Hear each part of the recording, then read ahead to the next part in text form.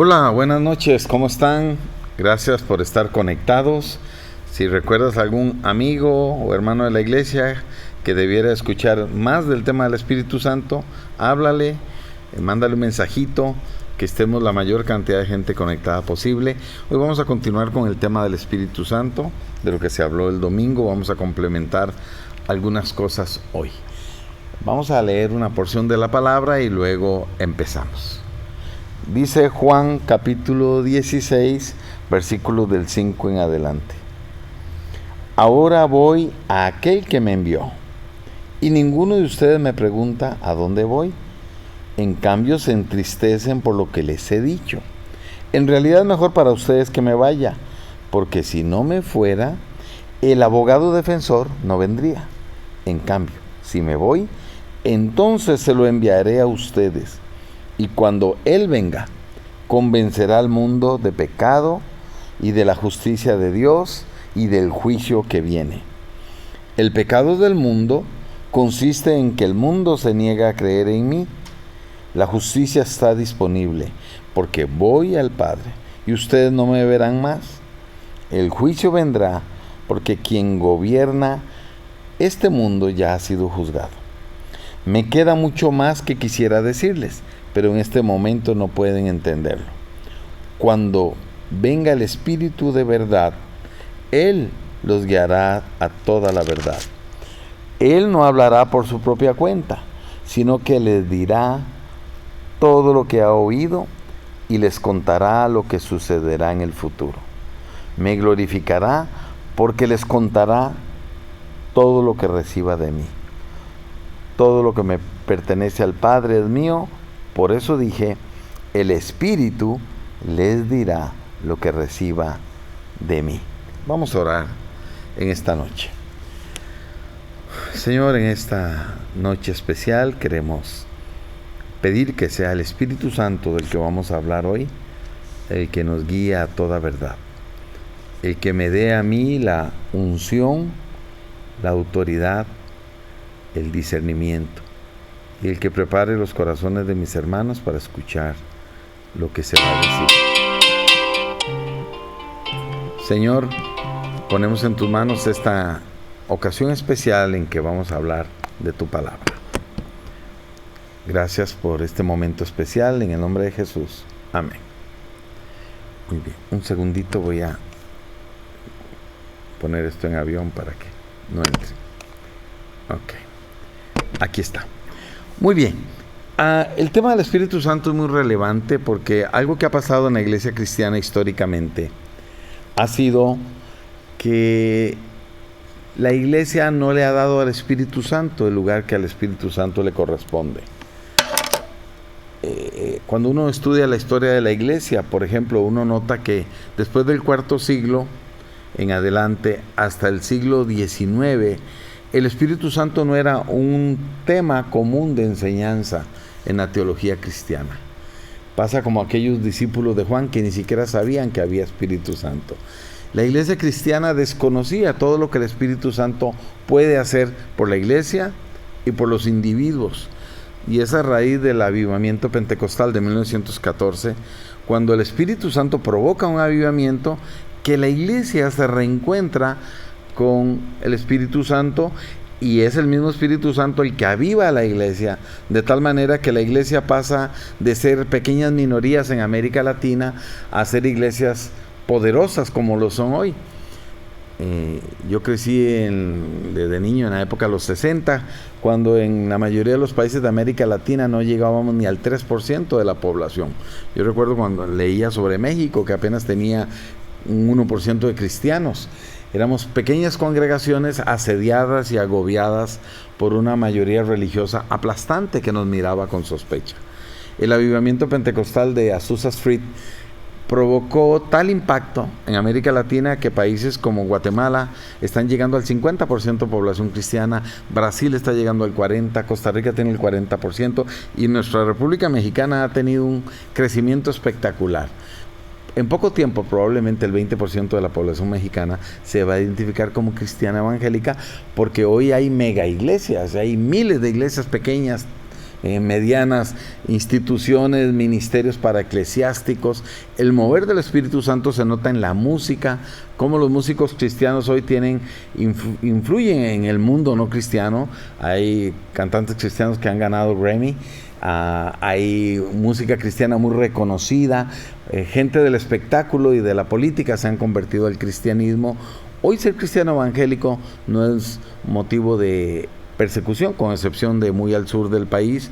Hoy la gente ve con naturalidad el mensaje cristiano porque el Espíritu Santo ha impactado la vida de millones usando a los cristianos. El Espíritu Santo trabaja a través de nosotros, a través de la iglesia, y es importante que la iglesia sepa todo lo que el Espíritu Santo puede hacer por nosotros, en nosotros, para el mundo. Voy a repetir algunas cosas básicas. Ahorita venía reflexionando por qué en la iglesia cristiana no se sabe mucho del Espíritu Santo, y mi teoría es esta. Los que crecimos en el cristianismo hace muchos años, fuimos enseñados en el tema y lo vemos con naturalidad, pero se nos olvida que las siguientes generaciones no han sido educadas como nosotros lo fuimos en el tema y asumimos que todo el mundo sabe del tema. Y cuando uno predica por aquí o por allá y toca un tema con la gente, es asombroso que gente que tiene 10 años en la iglesia no sabe cosas básicas, no sabe cosas básicas de muchos temas y mucho menos del Espíritu Santo. Además, otra cosa que ha influido es que el tema del Espíritu Santo fue motivo de desencuentro o de una división dentro del mismo cristianismo entre aquellos que creíamos que los dones del Espíritu Santo son para hoy, sobre todo los dones de sanidad, lenguas, profecía, etc. Y aquellas iglesias cristianas muy antiguas, muy tradicionales, que se rehúsan a aceptar que esos dones sobrenaturales sean para hoy. Y esto ha provocado un distanciamiento. Podríamos hablar que la iglesia cristiana moderna, la evangélica, está dividida en la iglesia cristiana carismática o pentecostal, o que cree en los dones del Espíritu, no necesariamente con tener ese nombre. La mayoría de las iglesias modernas creen en los dones del Espíritu, en la participación del Espíritu, en la alabanza, en la adoración. Y la iglesia cristiana muy conservadora, tipo presbiteriana o bautista de algunas corrientes, donde se rehúsan a darle al Espíritu Santo el lugar que le corresponde en la adoración, en la enseñanza y en la vida práctica. Yo vengo de la parte conservadora y por eso entiendo bien esa cautela, esa aparente desconfianza de permitir que el Espíritu Santo se mueva con libertad en la vida de la iglesia. Y he estado en iglesias donde, desde este domingo pasado estuve en una iglesia en Ensenada, donde la presencia del Espíritu Santo se sentía desde que antes que comenzara el servicio. Y conforme la reunión iba avanzando, se sentía una especie de ambiente electrizante. Había un ambiente de adoración maravilloso. Le decía a mi esposa, no sé cómo voy a hacer para predicar porque estoy conmovido por lo que siento, por lo que veo en el ambiente. Y sentía la diferencia cuando me paré en el púlpito, de sentir la presencia del Espíritu Santo impulsando la palabra, haciendo receptiva a la gente. Fue algo maravilloso.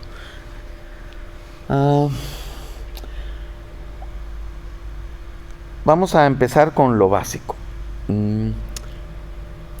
El Espíritu Santo es Dios, eso es básico.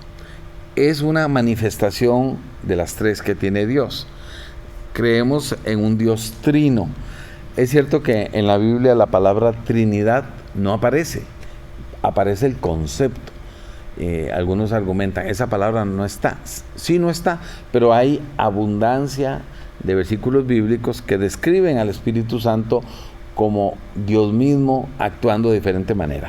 Me acuerdo hace unos años que para explicarle a unos niños el tema de la Trinidad se me ocurrió esta idea. No es mía, de los teólogos de la Edad Media, que decían el agua es una y puede manifestarse de tres maneras: como líquido, como estamos acostumbrados a verla, como hielo y como vapor. Es una sola agua presentada de tres maneras diferentes. Y también me acuerdo que en un sermón decía, en el Antiguo Testamento la humanidad trataba con Dios Padre, el Creador, el Eterno, y cuando Adán y Eva hablaban con Dios, volteaban hacia el cielo y Dios hablaba desde lo alto. El Creador, el Yo Soy, se comunicaba con las criaturas. Y así fue con Moisés, con Abraham. El Dios eterno se comunica de arriba hacia abajo, desde lo alto de los cielos al ser humano que está en la tierra.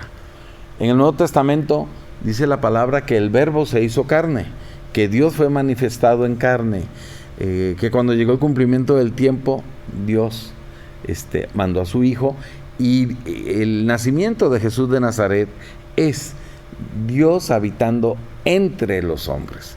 Jesús caminó en el mercado, iba a casa de sus amigos, era Dios. Los discípulos se postraron ante Él y le dijeron: Señor mío y Dios mío. Y Él obró milagros que, como decían sus discípulos, solo Dios puede hacer. Y los mismos enemigos de Jesús estaban desconcertados, porque Él afirmó ser Dios, Él afirmó ser el Yo Soy, y Él demostró ser el Yo Soy. Y la tercera etapa de la relación de Dios con el hombre es el Espíritu Santo, es Dios habitando dentro del hombre. El pasaje que leíamos, Jesús dijo: yo me voy, pero les voy a enviar al Espíritu Santo, que va a estar dentro de ustedes y que los va a guiar a toda verdad y que los va a consolar. ¿Cuáles son algunas de las funciones del Espíritu Santo? El Espíritu Santo nos guía a toda verdad. El Espíritu Santo nos consuela cuando estamos tristes o en medio de la aflicción. El Espíritu Santo nos redarguye cuando andamos en caminos equivocados, nos reprende. El Espíritu Santo nos enseña, nos da la capacidad de enseñar. El Espíritu Santo nos da poder y autoridad. Eso que en la predicación cristiana se llama unción, es las palabras de la palabra respaldadas por el poder del Espíritu Santo, llegando al corazón de cada persona. Decía Joyce Meyer: la unción es tal que si una persona repitiera las mismas palabras que otra sin la unción, no tendrían efecto alguno.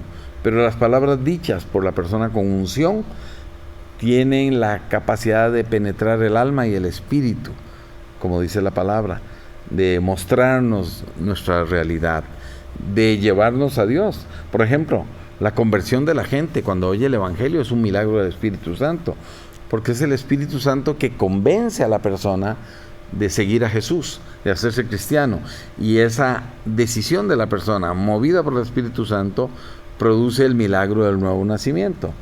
No podríamos nacer de nuevo si no fuera por el Espíritu Santo. Si no fuera por el Espíritu Santo, la iglesia cristiana sería una corriente filosófica más de tantas que hay. Si no fuera por el Espíritu Santo, la doctrina cristiana sería una escuela de pensamiento, interesante quizá, bueno, definitivamente, pero no tendría el efecto que tiene sobre el individuo de hoy.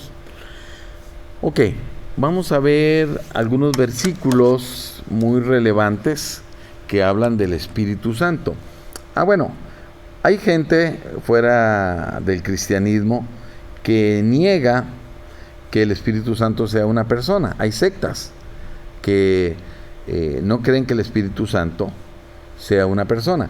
Y un argumento fácil de usar, poderoso, es cuando Ananías y Zafira mintieron acerca de lo que habían vendido, y etcétera, etcétera, Pedro les dice: no me han mentido a mí ni a la iglesia, le han mentido al Espíritu Santo. El Espíritu Santo es una persona con sentimientos, emociones, es Dios mismo, tiene todas las características de Dios. Vamos a ver algunos versículos que hablan del Espíritu Santo, que son muy reveladores. En Hechos 1:8 está el primero, tal vez el más importante. Yo me acuerdo cuando era un joven predicador que el descubrir el Espíritu Santo de esta manera cambió mi vida. Yo había predicado muchas veces porque empecé joven, pero cuando descubrí cómo el Espíritu Santo podía hacer una diferencia en la enseñanza, mi vida cambió bastante. Dice el libro de los Hechos: pero recibiréis poder cuando haya venido sobre vosotros el Espíritu Santo, y me seréis testigos en Jerusalén, Judea, Samaria y hasta lo último de la tierra. Estas palabras se cumplen en la vida de los discípulos. Les recomiendo ver la serie Chosen, Los Elegidos, y ahí vemos claramente cómo un puñado de hombres comunes, sus vidas son revolucionadas por la presencia del Espíritu Santo en Pentecostés. Si no fuera por la presencia del Espíritu Santo en Pentecostés, ellos hubieran sido predicadores comunes y corrientes, gente limitada por sus características personales, por sus debilidades, pero es el Espíritu Santo quien los transforma, quien les da esa unción que ni siquiera los maestros de religión podían refutar. Algo que desconcertaba a los maestros de religión del primer siglo era cómo los discípulos podían hablar con una autoridad y con un conocimiento inusual. Ellos mismos decían, ¿no son estos hombres gente común y del vulgo? ¿Cómo pueden hablar así? ¿De dónde sacan estas cosas? Bueno, es porque el Espíritu Santo les dio esa autoridad especial. Vamos a ver algunos versículos más. Estoy buscando mis citas que anoté por acá. En el libro de los Hechos, en el libro de Génesis, en el capítulo 1, dice que al principio en la creación el Espíritu se movía sobre la faz de la tierra. El Espíritu Santo es creador también. Y cuando en el Antiguo Testamento Dios habla en plural, no habla en singular. Cuando Jesús habla acerca del pasado, habla en plural. Eso significa que cuando se refieren a sí mismos, hablan de la Trinidad. En el principio, en la creación, el Espíritu creaba. Jesús es el Verbo hecho carne, la palabra hecha carne.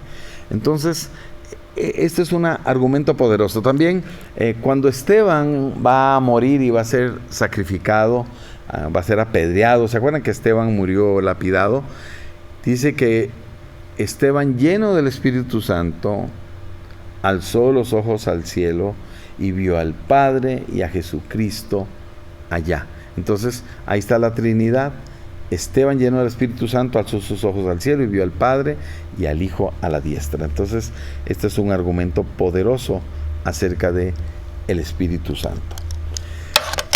¿Qué pasa cuando uno se resiste a la labor del Espíritu Santo? Cuando el Espíritu Santo te redarguye de pecado. ¿Qué pasa? ¿Cómo afecta tu vida? Bueno, hay consecuencias.